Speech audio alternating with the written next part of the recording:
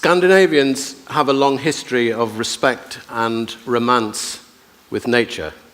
Skiing, skating, walking, cabin life, now with flushing toilets, of course. Pioneers in triple glazed windows, to the now famous phrase, "There's no such thing as bad weather, just inappropriate clothing." Our next speaker, Dayna Baumeister, takes matters one or two steps further. More than respect, more than romance, how can a deep understanding of nature and natural processes inform and inspire us to design our own products and services to a higher and more harmonious level? It comes as no surprise that she's also a yoga instructor and a gardener, but to my great delight, as a sheep farmer from Wales, she's not a vegetarian. A co-founder of the Biomimicry Guild, Dayna's background is in marine, and I have to be careful with this word, organismic biology.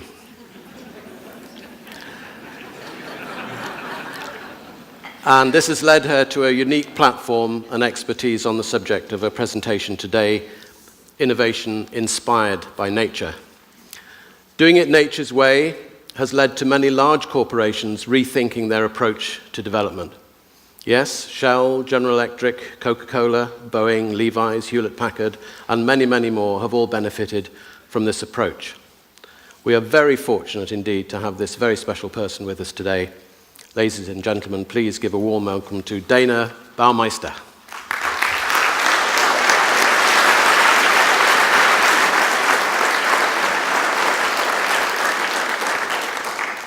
Thank you, Tom. Thank you, Cecilia. Thank you, Norway, for inviting us. It's been quite a delight to travel from one mountainous part of the world. I come from Montana, and we're also quite connected with nature there, to another great place, although we learned the hard way that us sort of standing tall and saying, in Montana, it gets down to minus 25 degrees Celsius. And the Norwegians sort of snubbed their noses at us and said, oh, yeah, big deal. So it's a delight to find other hardy, nature-loving folks in this part of the world. So I want to talk to you about innovation, and I'm going to present an entirely different definition of innovation, as Anand encouraged us to do, to think beyond sort of the standard expectations of what innovation is about. And as we look at ourselves as a species, we actually are a species. It's called Homo sapiens sapiens. And as one of the close to 30 million species that are currently on the planet today, we're actually have quite a number of innovations that we can sort of check off as things that we've created. We've managed to colonize the entire planet. There are almost 7 billion of us who are clothed, who are fed, who are transported, who are able to communicate, who are able to learn, who are able to have shelter. It's pretty darn impressive, actually, as a group of one species that's been on this planet. And as a matter of fact, we are so successful that we've sort of worked our way around the planet and come around and bumped into ourselves. But we're coming into an era where we're beginning to look at our innovations with a new light.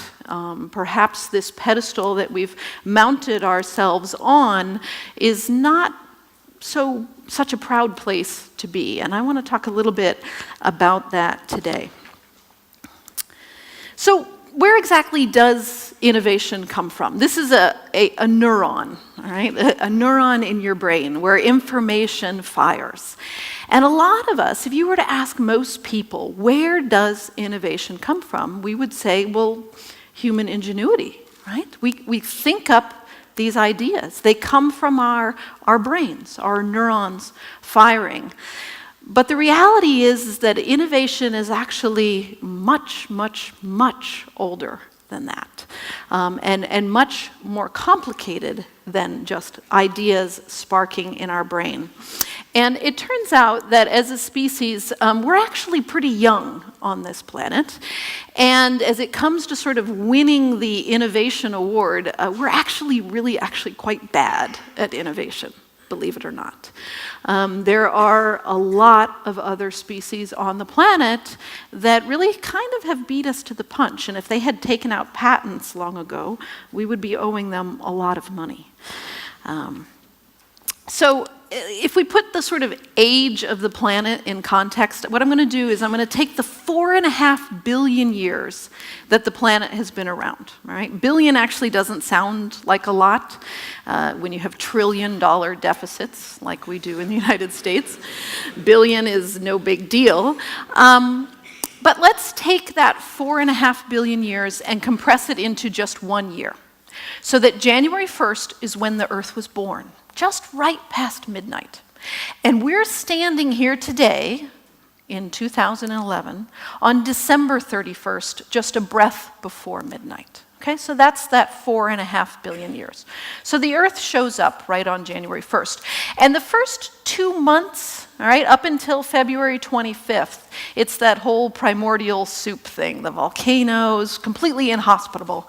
And then life shows up on February 25th. Right? These are stromatolites.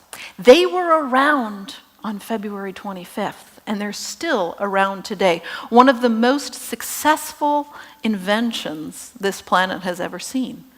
What they've been most innovative about, they have basically came up with the idea of feedback loops. Right? That's what they can sort of mark off as one of their innovations. This innovation changed Earth, defined Earth. Showing up just about 1 month later, March 28th, photosynthesis. Think about that. The ability to take energy from the sun and to generate vast, vast amounts of sugars and materials and products and energy and systems that run this planet. That was an innovation, right? Single-celled organisms came up with that innovation. We had to wait for April and May and June and July and towards the end of August to just have those single-celled organisms photosynthesizing to create a hospitable planet for other life to eventually come up with their own innovations.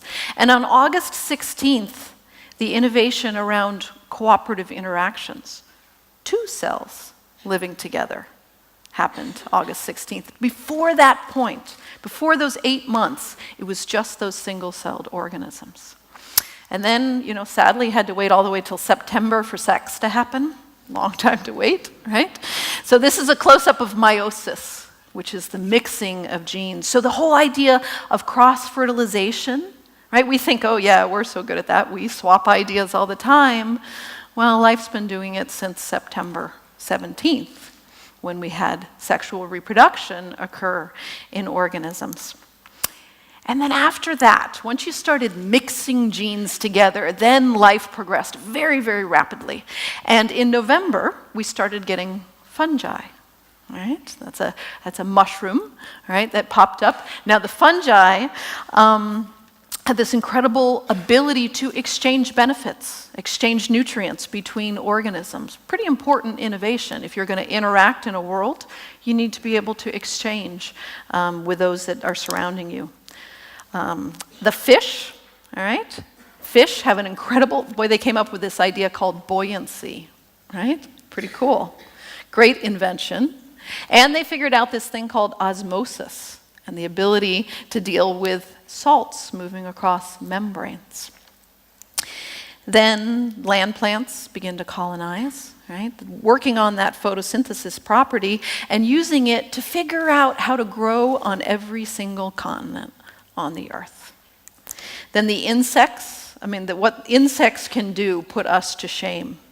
Right? The abilities to create colors, to have multifunctional chemistry, an ant, think about an ant, could fall off the edge and survive of the edge of this, right? What insects can do are absolutely amazing innovations. And then we don't actually have amphibians until December 2nd. The amphibians show up. They have this amazing ability to have moisture, a semi-permeable membrane. They actually breathe through their skin. Who's got time for lungs? Let's just use our skin, right? Another innovation.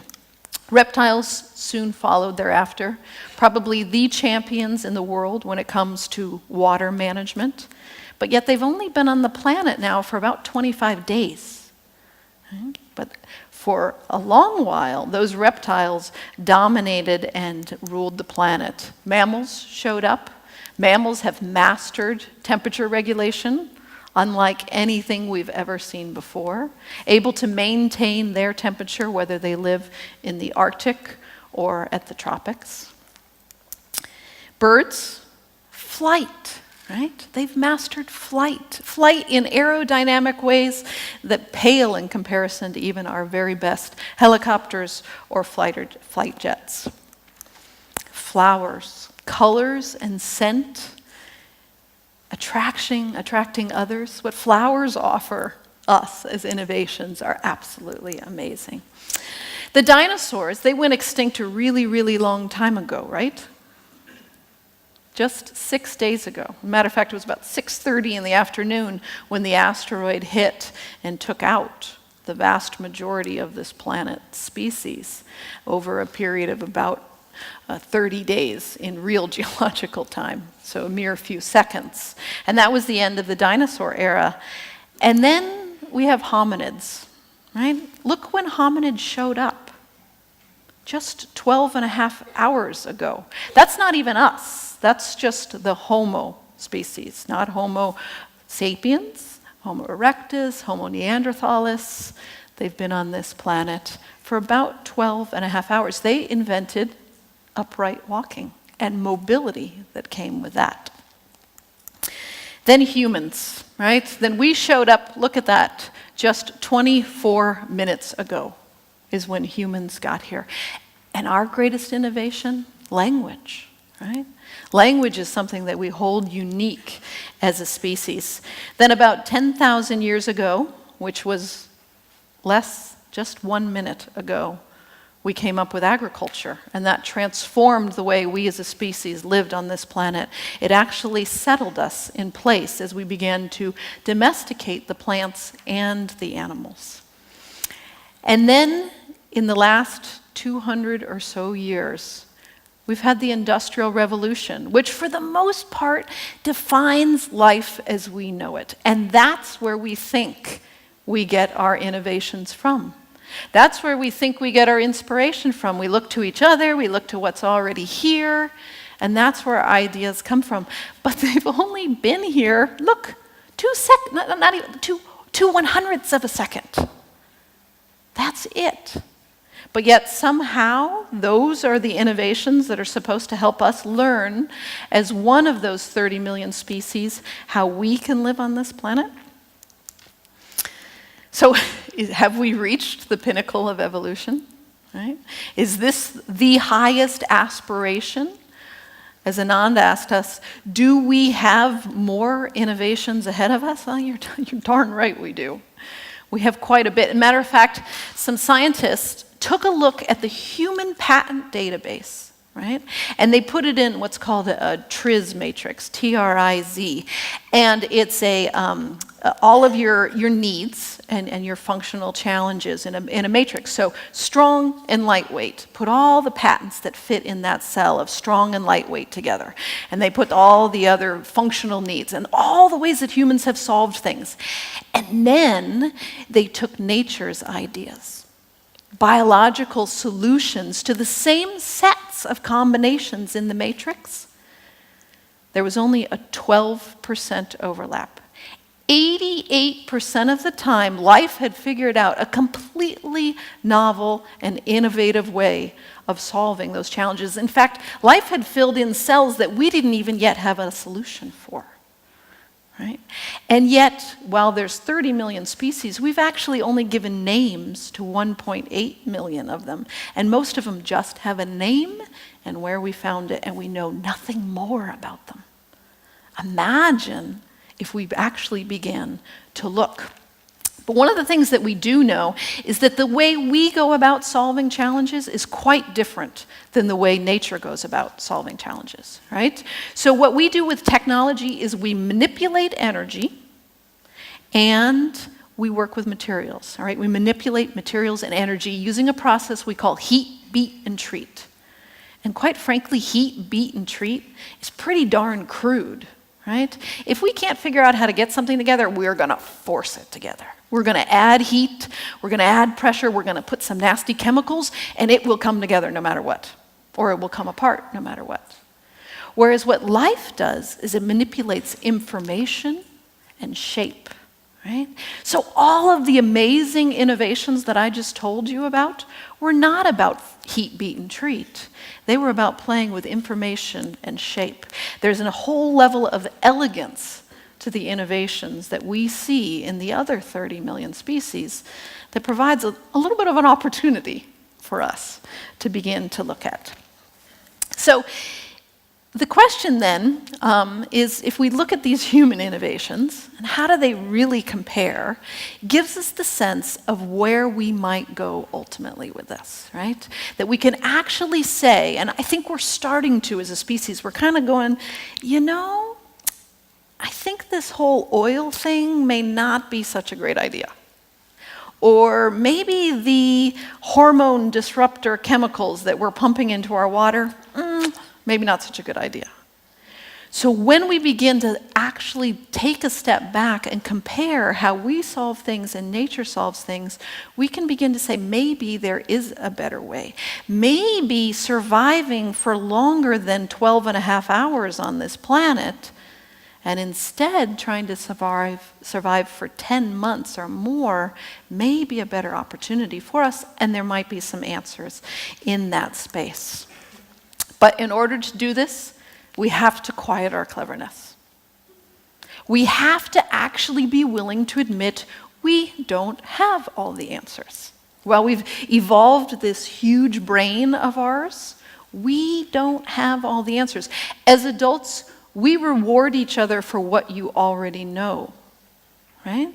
We don't actually reward each other for asking questions and for putting yourself in that humble space of the child who naturally is so curious, Mama, how does this work? How do I live here on this planet? This is my daughter. She was fascinated by this dragonfly and could have had a gazillion questions over hours, all around the idea of, Mama, how do I fit in? And we love that when we see it in children, and we kind of look strange at adults when they do that. So if we quiet our cleverness, then we can begin to actually go out and ask some questions about how nature solves the same exact challenges that we as a species are trying to solve. And that is what biomimicry is. So the sort of formal definition, if you will, is the conscious emulation of nature's genius. And the 4 words are actually pretty carefully chosen. So conscious implies intent. We actually made a choice to go out and ask, how does nature do buoyancy? How does nature create color? How does nature communicate? How does nature govern? Emulation is also an important word. It unfortunately doesn't translate very well into other languages. But emulation is not that we're making a direct photocopy. We can't take a dragonfly wing and make an exact replica of it and have a helicopter that flies like a dragonfly, right? But there are properties and characteristics that we can emulate. So it's capturing sort of those design principles, that essence, and turning that into new and incredibly innovative solutions. And nature's genius comes from the idea that, well, she's been around a little bit longer than we have as a species, and perhaps there's some incredible genius and wisdom in that. So to learn from it and to emulate it is what biomimicry is ultimately about. Now, while this is very much a cutting-edge, bleeding-edge, emerging discipline, it has its roots in a very, very deep ancient practice. If you look at any of the indigenous cultures that are on the planet today and that have been on the planet for thousands of years, it is very much part of who they are to ask the locals, how do I live here? How do I survive here? The Inuit people in North America, northern North America, yes, they built out of snow because, well, it happens to be the only building material around, but they actually ask the polar bears, how do you live here? How should I build my shelter? What direction should I point the opening? How thick should I make the walls? They literally went to probably abandoned polar bear dens rather than occupied polar bear dens to find out how thick the walls were. And quite interestingly, in the desert Southwest in North America, the peoples there moved into the San Luis Valley just 800 years ago. They didn't know how cold the winters were, how warm the summers were, therefore how to build their shelters. So they turned to the Columbia ground squirrel and they said, well, how deep do you build your homes? You're using the same building material, you're using dirt, and we're using dirt, except we're making adobe. How do you build your homes? And they found that consistently the bedroom chambers of these squirrels were about 25, 30 centimeters, and so lo and behold, they built their houses 25 to 30 centimeters thick. So it's only when we've surrounded ourselves by this artificial construct called a theater, or we've put pavement underneath our feet, or we've put glass and steel around us, that we've built this barrier and we forget to ask that our very survival as a species depends on knowing how we can fit in and how we can live on this planet. So we look to nature as a model, we look to nature as a measure, to assess sort of the appropriateness of our designs, and we look to nature as a mentor. And it is a very, very different biological age. Our current biological age, the Industrial Revolution was about extraction. What can we take? Can I have your wood, please? Can I have your coal? Can I have your water? Can I have your grasses? Can I have your grains, your soil? And now we're into this biotechnology, and that's about what we can manipulate. But biomimicry is really about, excuse me, may I humbly ask to borrow your recipe? Do you have a secret that you could share with me? It puts us in a very, very different relationship with nature than what we've sort of grown accustomed to.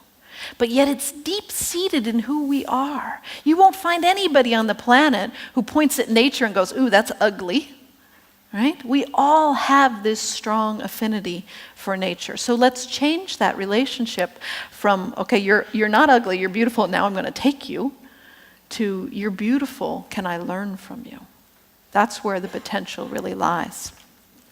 So let me give you some examples of how people are actually doing this, all right? Going out and learning from the natural world and consciously emulating that genius that they find. This comes out of Australia, around the topic of energy. How do we harvest energy from the oceans, right? There's a lot of waves, there's a lot of currents, there are tides, incredible amount of energy potential. Well, some divers were inspired by the sea fan and how that sea fan moves back and forth and works with the energy that's in the ocean. And they came up with, this is actually one of several different devices. Each one generates about 10 kilowatts of energy. And they're small, they're just a couple of meters across. This one, all right, captures the wave energy. All right? Very, very simple device, inspired. They have another one that looks like a tail of a tuna fish that captures current energy. And they fix to the ground the way a kelp seaweed attaches to the ground. This is also energy. This is a humpback whale on the left there, and there's bumps on the fins of a humpback whale. And those bumps are actually on the leading edge, which is kind of odd. And a scientist by the name of Dr. Frank Fish, which is really cute, right? He got inspired by the humpback whale, and he built these turbine blades with those tubercules, those bumps on them. And what he has found is that he is able to get twice as much energy out of half as much wind just by having those tubercules, which allows us to put wind energy in places that we've never been able to have it before.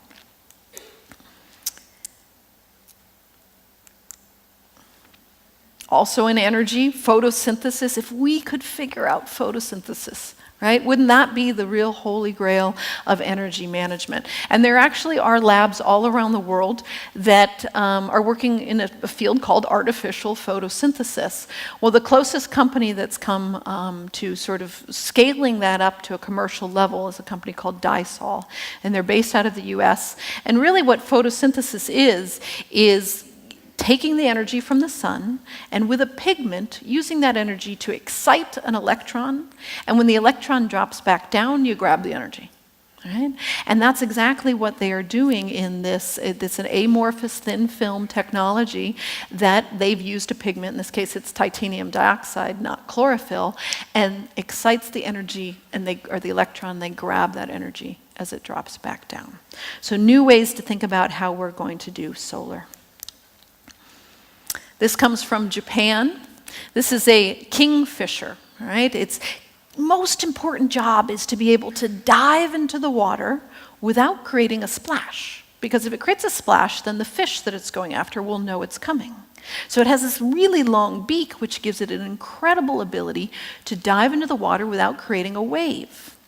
Well, on the right side there, that's the Shinkansen, high-speed train in Japan. It used to be called the bullet train, and it was called the bullet train because it had a nose that looked like a bullet.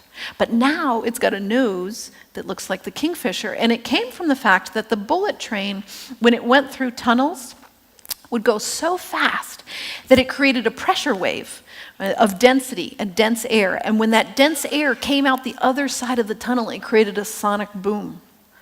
Not very popular with the people living next to those tunnels. And so the scientist working on the project, the engineer, his innovation came from, he was a part-time birder. And on the weekends, he would go out with his binoculars, and he became fascinated with the kingfisher. And he said, well, isn't that the same thing? There's a pressure gradient going from air into water, and I'm going from tunnel into open air. And sure enough, when they built the models and they were able to put on that shape, not only did they completely eliminate the sonic boom, they got an improvement in fuel efficiency of 3%, right? Moving through the air, thanks to the kingfisher. This comes out of Europe, out of Germany, okay? This is called the bionic car, unlike the bionic woman. And what I think is really cool about this is the inspiration was the boxfish, all right? Not exactly the sleekest looking fish in the sea, right? But if you've ever been snorkeling or scuba diving or even at the aquarium and you watch the boxfish is the one that, despite the waves moving really there, it's just hanging out. Right? And it turns out that if you put a boxfish in a wind tunnel, or a model of a boxfish in a wind tunnel, it has a near perfect flow. Basically has a drag coefficient of nothing. Right? As small as it possibly could be, because it's the perfect shape. Now, awfully convenient, right, that it's a box if you're building a car, as opposed to us all living in sharkmobiles or something. And this particular vehicle it's just a regular electric engine. It's not a hybrid engine. It gets 80 miles a gallon, which I'm not sure, that's 2 double metric conversions, which I won't be able to do. But it's a lot, all right? It's about 2 to 3 times the standard American car today. And the other thing that it does is it's incredibly lightweight. And the way that they were able to lightweight it is they actually hooked up with a German tree biologist who studies how nature puts structures out on limbs and branches, and they completely minimized all materials that served no purpose in the car, right? They just whittled away. They have a software program. It's got a really horrible name called soft kill option. But they just basically kept whittling away at the materials until the car was incredibly lightweight, which also contributes to its fuel efficiency along with the drag reduction. Also in transportation, this actually comes out of your neighbor here up in Scandinavia. Volvo worked actually with a number of partners around the world, which is a big part of innovation, is this cross-fertilization idea. And what they were fascinated by was the locust. And the locust will swarm over Africa, millions and millions and millions of insects at one time, and they don't crash into each other, right? So what is their secret? What goes on? They actually studied the neurons and the way the neurons fire in the locust's head. And they found out that what a locust does is it compares image 1 in second 1 from image 2 in second 1.3. And if the two images are radically different, like there's an object in your path, then you need to make a corrective action. Very, very simple. So Volvo took that design idea, and in the bumpers of their cars now, there's a camera that's constantly taking photos, fast, fast, fast, fast, fast. And it'll compare picture A to picture B. And if it looks radically different because you're about to impact another car, it will give you a warning on the dash. All right? So taking that simple idea, courtesy of the locust, which is generally considered an undesirable species, but yet it's now saving lives. Also applies in the world of architecture. This building, this is a schematic of the building. It's a 7-story mid-rise in Harare, Zimbabwe, awfully darn close to the equator. And the architect was really, really interested in these termite mounds. And the termite mounds stay a constant about 30 degrees Celsius, 90% humidity year-round, independent if it's -5, -10, -20 degrees Celsius, or if it's 40 or 45 or 50 degrees Celsius, the termite mound stays the same temperature. And it does it not because there's a bunch of termites running around and fanning or turning on the air conditioning or turning up the heat, but it's through a mechanism of passive cooling. So the architect, Mick Pierce, sat down with a termite biologist. It's not often you get an architect and a biologist talking, but when they did, they began to discover how much in common temperature management in a building and temperature management in a termite mound could have. And so he designed this building where they basically eliminated the HVAC system. Its utility bills are 10% of all of the other buildings, and all it is a couple of fans that pull in the cool air at night, and then over the day, the heat rises out of cooling towers on the top of the building. It pulls that cool through the building, and all year round, it stays 24 degrees, independent of the outside temperatures, right? So a really ideal temperature if you're in an office building. Also in the built environment, in Europe alone, this is actually a really very sad and shocking statistic, 300,000 birds die every day from crashing into windows in Europe. That's a lot of birds. That's a huge impact that we're having, literally impact, on a group of organisms. And one of the reasons the birds fly into these windows is because they can't see. So some scientists and inventors and innovators at a glass company in Germany called Arnold Glass asked the question, how is it that a bird can fly through a forest and never crash into a spider web? What makes spider webs so unique? Because we crash into them all the time, right? We can't see them very well. And what they found out is that spiders, perhaps they know they live in the forest with birds, they intentionally spin into their web a fiber that reflects ultraviolet light. And birds see ultraviolet light. We don't, but birds can. And so the spider web is actually quite visible to a bird, so therefore it's very easy to avoid. So Arnold Glass has embedded fibers into their glass that reflects ultraviolet light. We can't see it. It looks like a completely normal piece of glass. The birds are avoiding it at a rate of 99.2% when they put them in a wind tunnel and test it. And so now they're manufacturing this, completely transform the way we impact a species that migrates through our own landscapes. CO2 is a really big challenge, and how are we going to manage the vast amounts of CO2 that we're producing and pumping into the atmosphere? Well, this company called Calera actually has done what we call fed two birds with one scone as opposed to killed two birds with one stone.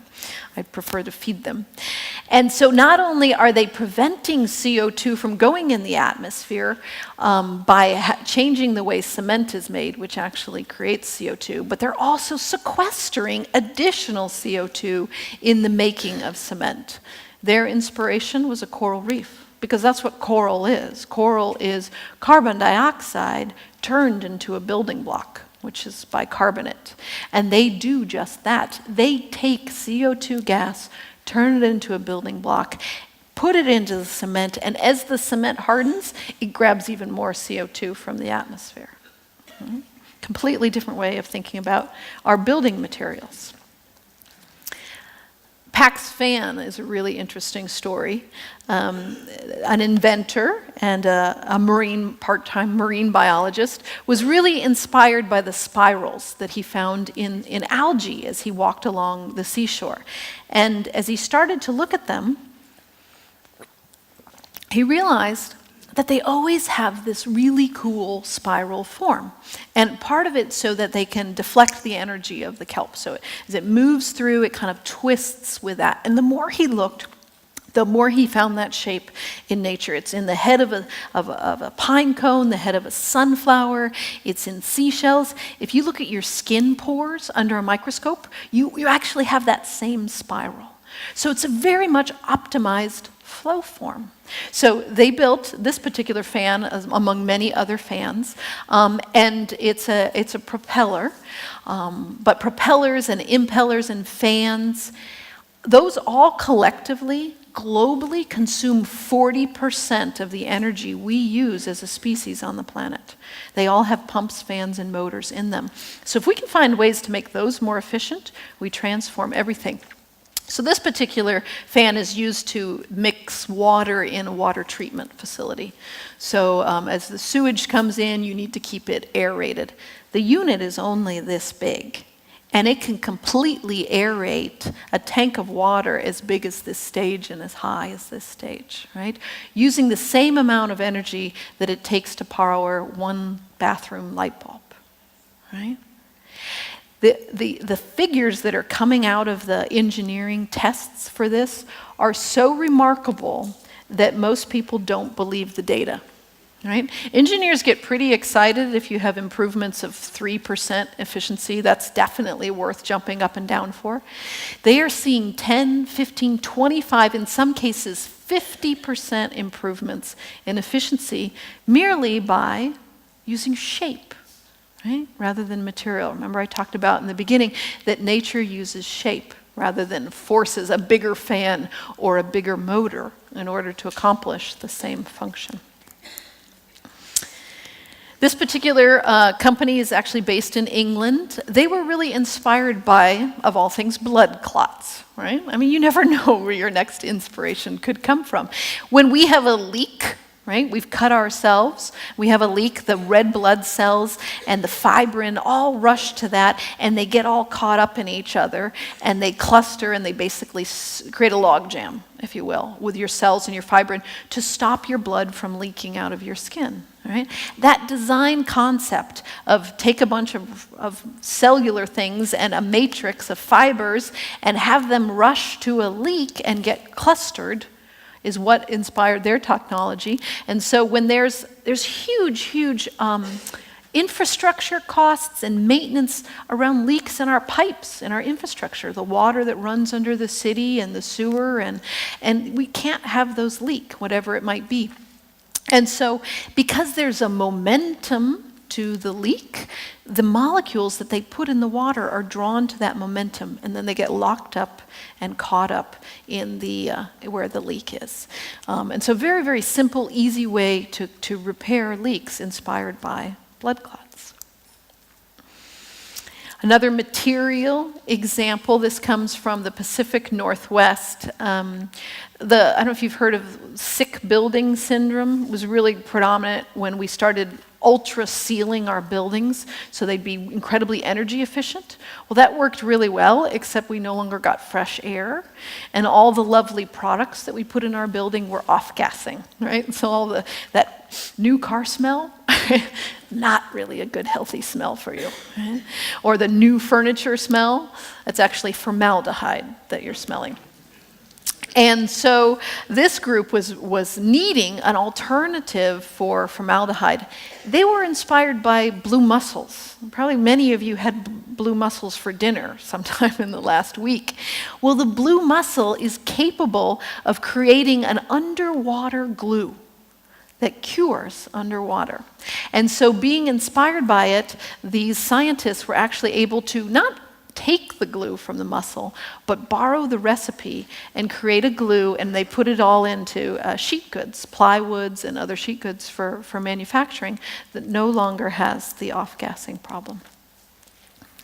This example comes out of Denmark. This is obviously not a photograph, it's a diagram of pores that are in your cell membranes that allow you to sort of filter so that your cells don't get crud that they don't want in their membrane.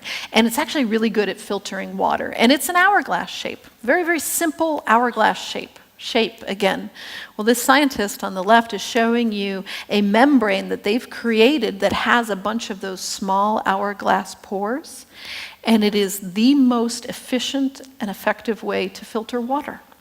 Right? Completely can transform the way that we desalinate and the way we clean the water that we've dirtied by looking at the way our own membranes do that.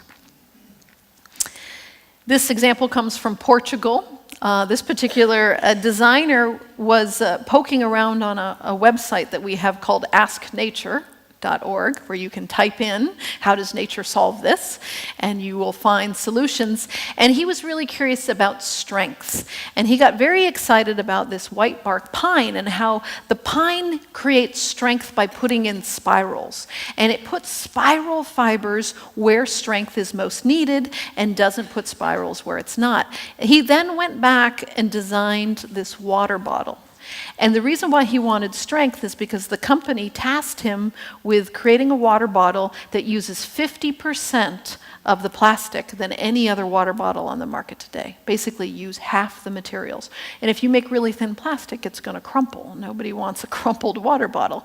So he was inspired by the strength of the white bark pine, built in these spirals, and sure enough was able to accomplish a 50% reduction in plastics. This last example, again, to show you sort of the breadth of the possibilities, this little black and white creature on the left is called a water bear or a tardigrade, very, very small. And they have a process called anhydrobiosis. That's biologists like to use big fancy words. But basically it means without water there is life. And the water bear is capable of drying out and not dying. And it does so because it has a special sugar in its body that instead of turning into crystals, which would poke holes in its cells when it dries, it turns into a solid amber. And therefore it's sort of preserved in amber. And then when water dissolves the amber, it comes back to life. Well, these scientists in the UK have used that to create preservatives for vaccines. Because vaccines today, they have mercury, formaldehyde, aluminum, and then they need to be refrigerated, right, in order to preserve them. Half of the vaccines that we produce for the developing world end up in the garbage because there was a break in the cold chain. They weren't able to be kept refrigerated the whole time. And so these scientists have figured out a way to make a preservative that keeps that vaccine intact and useful no matter how long it takes or what path it takes to get to its recipient. So all of these are meant to sort of evoke an idea that life actually, in all of its innovations, creates conditions conducive to life.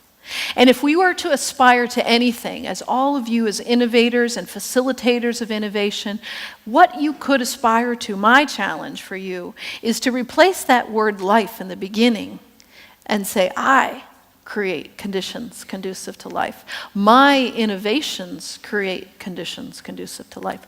We as a species create conditions conducive to life.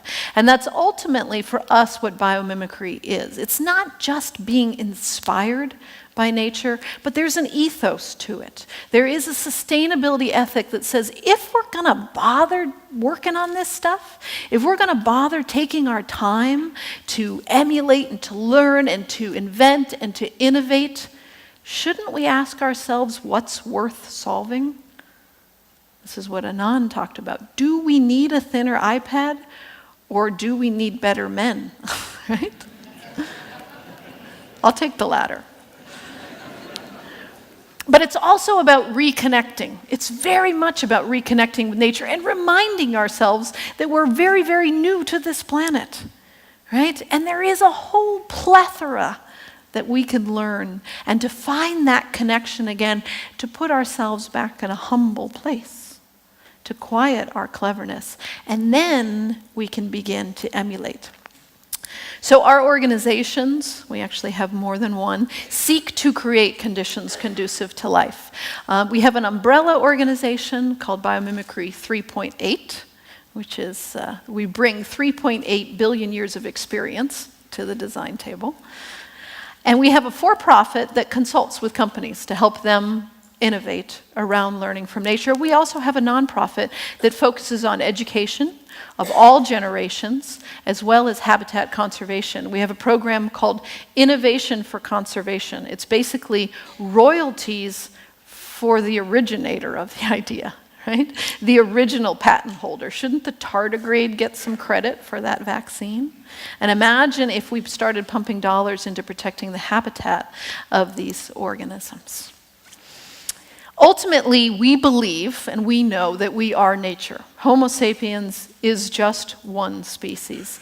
And therefore, by the fact that we are nature, it makes sense to behave like nature, to innovate like nature, because we're subjected to the same rules that nature is. We're not immune to the laws of natural selection. They will catch up with us. So what drives innovation in nature? Should that not also be what helps drive innovation for us? Well, there's three important things. The amount of environmental change that we're surrounded by. The more dynamic of a space we live in, the more we need to innovate in order to survive. The amount of cross-fertilization, the sharing of ideas and making mistakes with those mixing of ideas brings about new innovations. Having an innovative culture is about swapping ideas and allowing for mistakes so that you can learn from them and build on them and grow with them. And to have an ability to use selection pressures that allow us to choose, that's going to work, that's not going to work. So environmental change goes beyond just change around seasons. Right now, we see huge, massive amounts of change on our planet. We see climate change, we see chemical change, we see water change, we see cultural changes, we see economic changes, we see business changes, and all these dynamics. We live in a world in which we've got to be nimble, right? So that means it's a pretty darn good time to think about innovation. And one way to think about it is really the planet is in a state of what we call dynamic non-equilibrium. And think of it about as being a bowl. That's the dynamic state, a bowl that's constantly in movement. Equilibrium would be the bottom of that bowl, and any good design should settle into the bottom of a bowl if it's round. Right? And if we design ourselves round, if we innovate round, it doesn't matter where that bowl's tipping because we can go with the flow. All right? Unfortunately, as a species, we've chosen option B, right? Which we build square, literally square, figuratively, metaphorically square, and then we try really, really hard to hold that bowl still. And then something like Haiti or Katrina or world economic recession hits and reminds us that actually maybe we're not all that strong in holding the bowl still. We put a lot of energy into trying to hold the bowl still. What if we put that energy into figuring out how to be round? When it comes to cross-fertilization and mutations, all right, sex is good. Right? That's basically what life is teaching us. Mix those ideas, mix those disciplines, mix those cultures, learn from them, learn from each other. Mix the developing world passion and needs with the developed world experience, right? Mix those together, bring them together to see what could come out from it. And actually be okay with mistakes. We're going to make a lot of them. We've made a lot. How can we learn from those? And when it comes to selection pressures, really, really being thorough about how we define success. All right? How do we define success? For me, success is fitting in. Success is creating conditions conducive to life. That's success.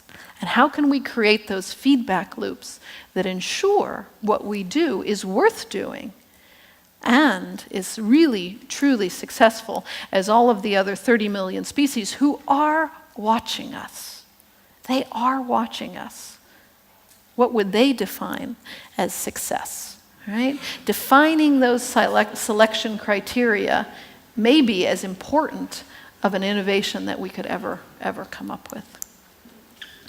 So in that way, nature can actually become a mentor for us, teaching us how we can live here, not just for 11 and a half hours, but for another 11 and a half hours. Let's see if we can go another 200,000 years. Let's see if we have it up here, within us. And in order to do it, we have to remember curiosity and awe and wonder. I mean, this is a fabulous conference. This is a great place to be, right here, right now, but I'd actually really rather be there, right? Wouldn't you? Digging in, poking around, finding out what's underneath those rocks. Finding that again. And if we do, then we might discover things like this Australian mullock that can teach us new ways of wicking water. Or the moth, the Luna moth, that has the ability to detect minuscule amounts of molecules from the air. Or could we spin fibers that ounce for ounce are stronger than steel, but yet they're made of digested fly parts? Or maybe we would discover completely new ways to illuminate, to create light. We might find new ways to build strength into materials without just having to add more stuff. Find ways to keep clean, despite all of the dirt that we're surrounded in the world. To amplify power, this mantis shrimp creates just about the equivalent of an atomic bomb when it snaps its claw and creates a pressure wave that kills everything in its little tiny centimeter path. But it has that much power in that little tiny thing. Maybe we learn about how to amplify our own power. Or we go up north and we visit the reindeer and we learn about their really cool little cup-like hairs that they use to disperse scent and keep a track and keep the herd together. Creating unbreakable materials like the abalone, whose ceramic is stronger than any ceramic we've ever been able to manufacture. And it's done without heat, without beat, and without treat. Storing nutrients so that we too can survive for years at sea and still bring forth light when we land. Maybe we find new ways of caring for community. Maybe we find new ways of really fitting in place. What if you didn't have the option to just move? To move away from your waste, to move away from your toxins? Could we find ways to fit in place? Could we find new ways to embrace the wisdom? We're not alone. We are surrounded by genius. How will we embrace that? Well, one of the first things we can do, right? Go outside, right?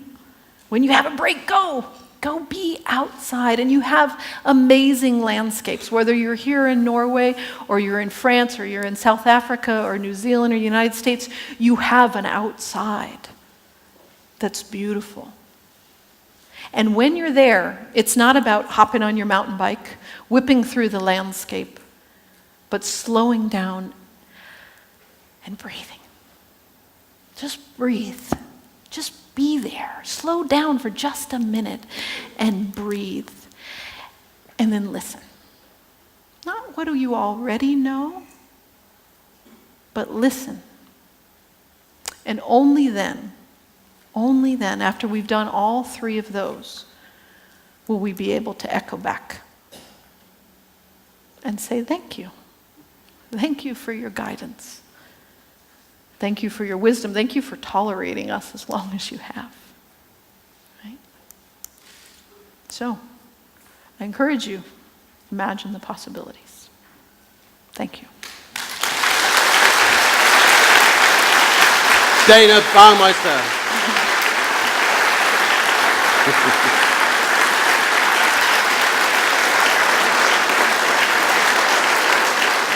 Dayna, that was fantastic. We could go on for hours listening to this, but we've got a limited time. Yes. To keep on schedule, I think Dayna's going to be available in the party this evening, so if you've got any questions, fire them at her this evening. And I'd just like to give another round of applause to Dayna Baumeister. What a fantastic...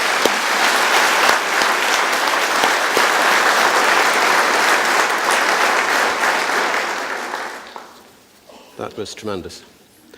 We're coming to the last presentation for today, and we've always had a spot in InnoTown for the social entrepreneur. Some of you will remember the story of Tom's Shoes and the integration of design with a social mission, or the fascinating and innovative ways the Salvation Army goes about its business.